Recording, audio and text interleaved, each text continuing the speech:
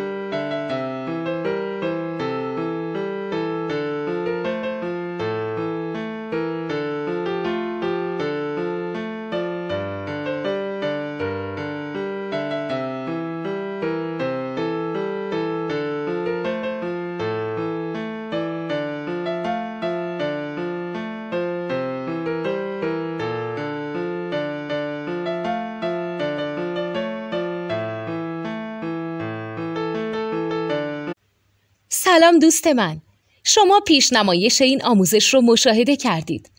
برای دیدن آموزش به صورت کامل میتونید به وبسایت نوت 2 که مرجع آموزش موسیقی هست مراجعه کنید.